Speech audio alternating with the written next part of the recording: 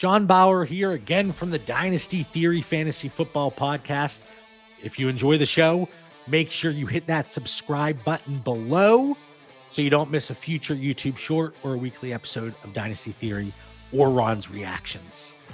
If you want to join us in these types of conversations on a daily basis, as I've been saying, check out the free Dynasty Theory Discord community. The link is below. We'll see you soon.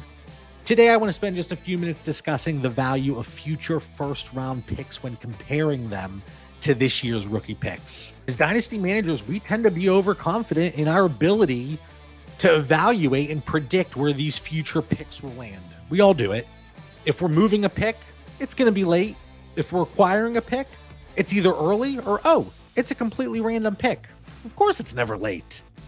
Falling into this trap can be extremely dangerous, and it leaves your team potentially in shambles down the road. So for the sake of this conversation, I want to strictly look at these future first-round picks as truly random. What does that mean? They have an equal likelihood as of being a playoff team or a non-playoff team. But we're going to completely ignore the true tank jobs for the sake of this conversation. We're going to be looking at this from a 12-team super flex, 2 PPR for tight ends. Make sure you know your league settings. If it varies, if it's one quarterback, if it's an actual 2-quarterback league, if you have some funky requirements, this is going to change. So again, this is just an overall guide. A random 24 first. Again, we're calling random. Equal likelihood of being playoff or non-playoff is equal to around the 23-108. I would buy the 107 for a truly random 24 first. I would sell the 108 and later for a truly random 24 first. Now, what about a 25 first? People talk about this all the time. How do you adjust? Do you change it by a round? Do you drop it by half a round?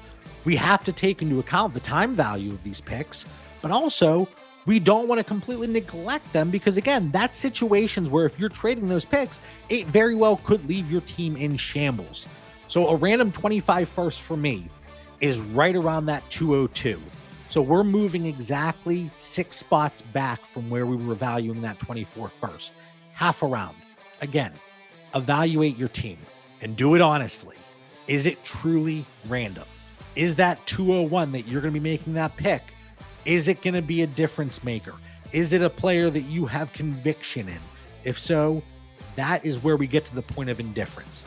I'm selling the 202 for any random 25 first. Now, what about 26 first? Now we're getting out even further.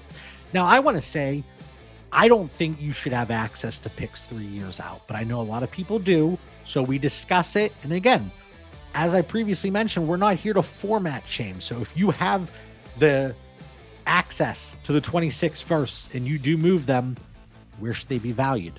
Are we talking about another half round? Are we going down to the 208? For me, it's right around the 23-205. I will buy the 204 for a 26 first. I will sell the 206 for a random 26 first. And eventually it has to level out. We're not going to say a 2030 first, if you had access, hypothetically speaking, to a 2030 first, is worth a late 4th round pick in 2023. So things will level out the further out you go.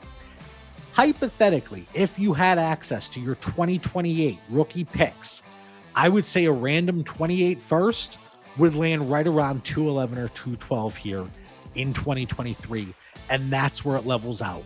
You get below that, there is certainly an advantage to accumulate and acquire those 28 or future first round picks, not specifically 2028. So let me know, what is your favorite trade that you've made involving future rookie picks that are at least 2 years out? Drop it in the comments below. I'm excited to see them, and I hope you guys enjoyed this conversation.